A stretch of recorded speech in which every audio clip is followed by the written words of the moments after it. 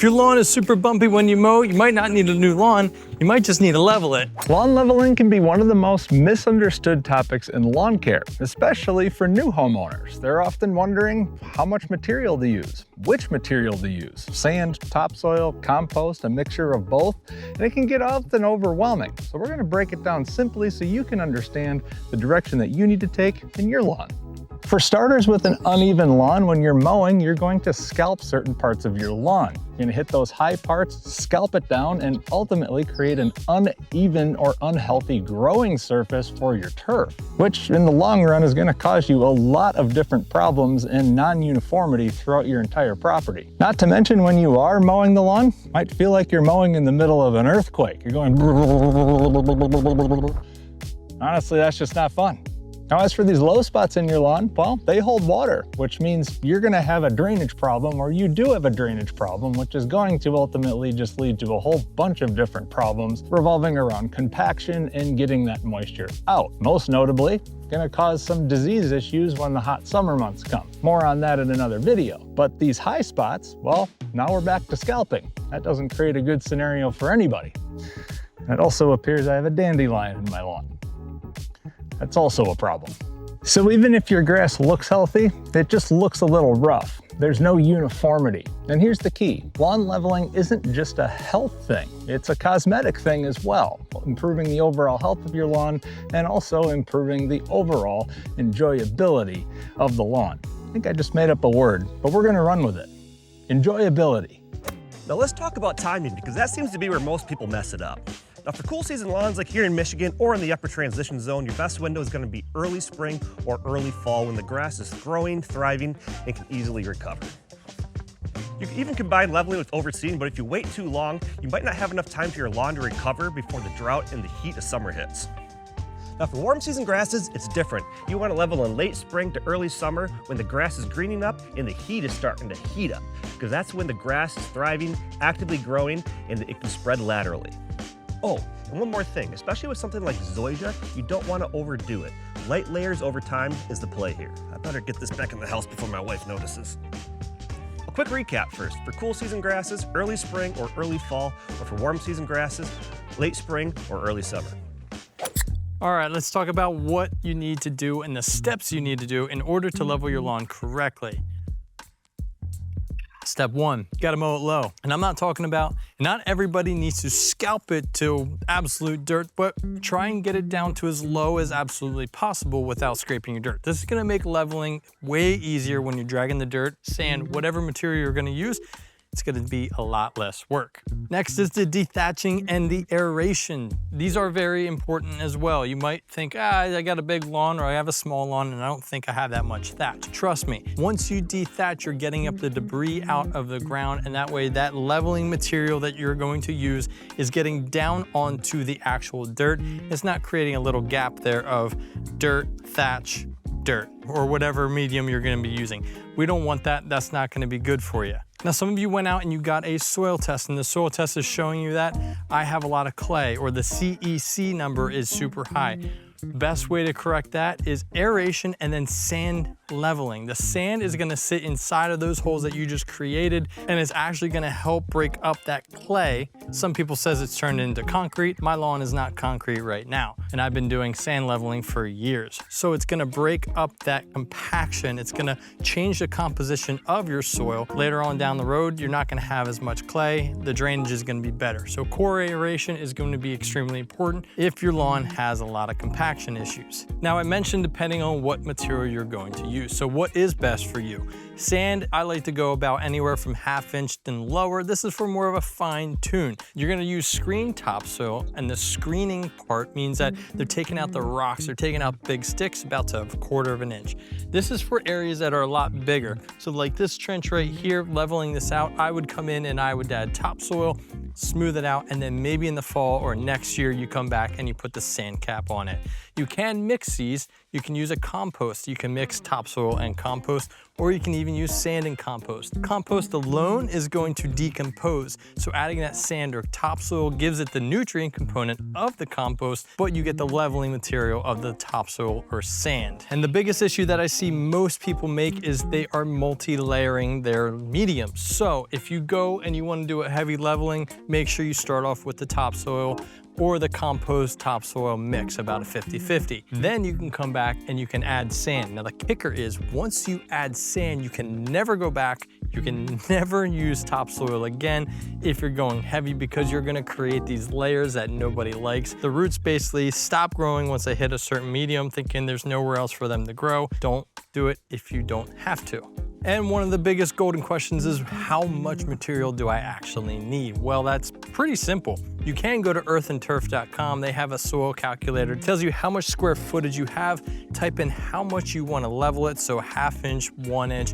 It's going to tell you how much material you need to put down. Generally, I don't go much more than 1/2 inch of sand when I'm sand leveling.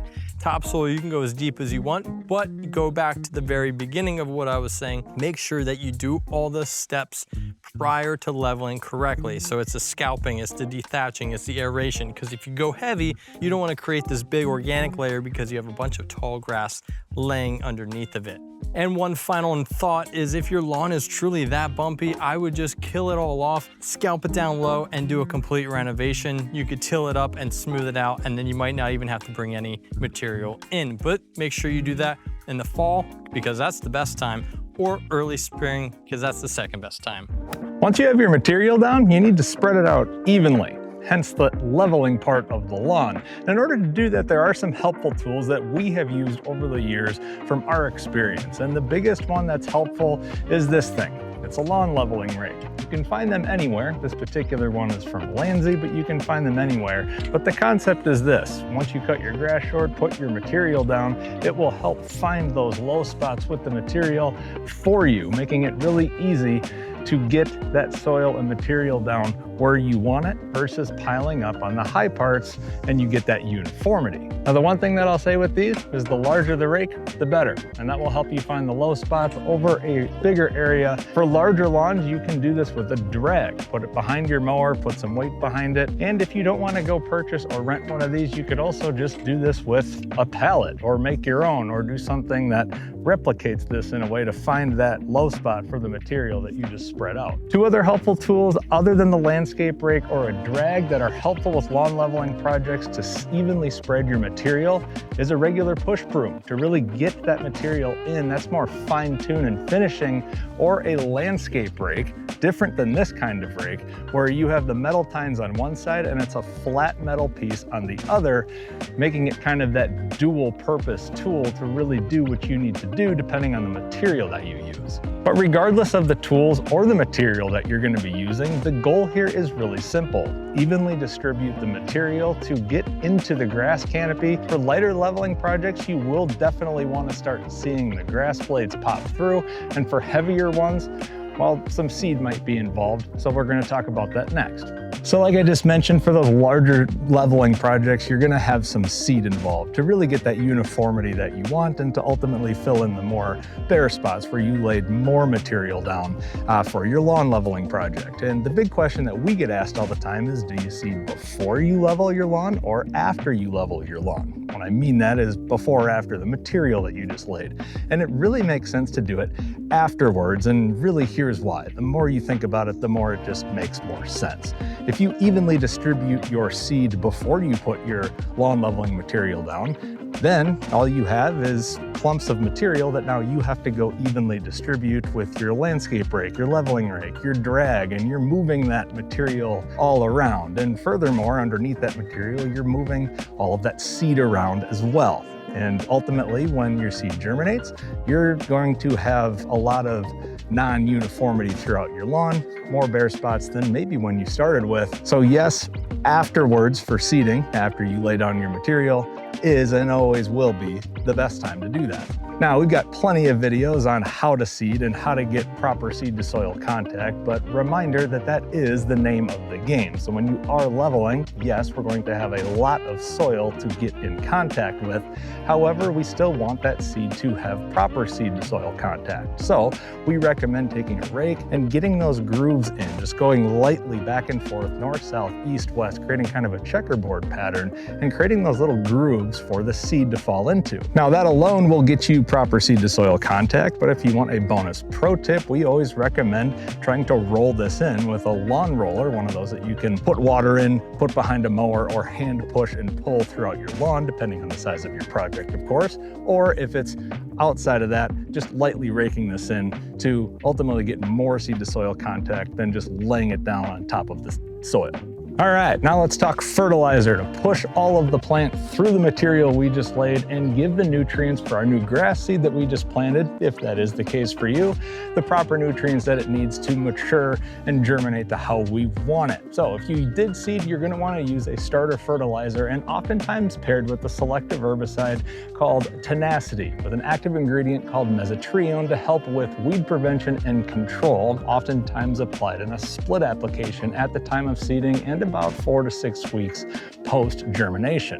Follow the label requirements and recommendations as always there, but that's something that we will always recommend with a seeding project.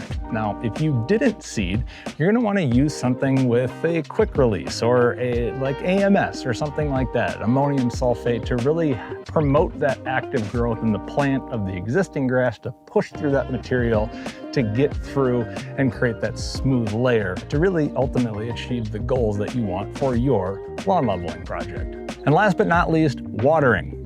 Believe it or not, this is a step that people forget all the time, and they're wondering why they still have material months after the fact just laying on their lawn, killing the existing grass that was just there because material just sat there and didn't have a real good chance to push through. We gotta water this stuff in, especially, obviously, if you seeded. We know that seed requires water to germinate. So for this, if you did seed, you're gonna want light and frequent applications. Historically, we have always recommended somewhere along the lines of 4 to 5 minutes per zone, 4 to 5 times per day, depending on the environment, of course, because this can vary, but that is a general guideline until the majority of germination occurs and the majority of that material has settled into the grass canopy and it looks more uniform than it does right now. The one caveat is if you have sandy soil, historically you're going to need more frequent waterings than if you were to have just a complete clay soil or anything like that. So just have that in mind,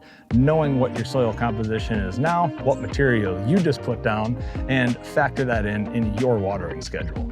Nonetheless, you can return to a normal watering schedule when the majority of your germination in your seeding has occurred, or when the majority of your material has settled into the grass canopy and it starts to look more like a normal lush lawn again. Now let's save you from the biggest mistakes. Number 1, if you add too much material, if you bury the grass, especially if you didn't mow low enough, it can actually mat it down and it can die. And now your leveling project is turned into a seeding project. Number 2, using cheap fill dirt. This can bring weeds, rocks, and also poor drainage. Always use screen material. Number 3, wrong timing. Cool season grasses do early spring or early fall. For warm season grasses, you want late spring to early summer. Number 4, expecting instant results. Leveling takes time and multiple passes. Just be patient. All right, so let's recap quick. Who's gonna be ready for a lawn leveling project? If you've experienced any of those pain points, the earthquake, the rolled ankles, the drainage, the scalp marks, really anything, you just want to enjoy your lawn more in a smooth way, that is going to be for you. Now, the big thing is, regardless of if it's just a little bit of lawn leveling or a lot of bit of lawn leveling, patience is going to be a big thing. This is not necessarily an overnight fix in 90% of the scenarios, unless you're doing a full kill off of your lawn, getting everything right, and starting from scratch. You're gonna wanna do it in layers, kind of like Shrek with onions. But that's going to be the reality. Patience is really, really key. Use the right material.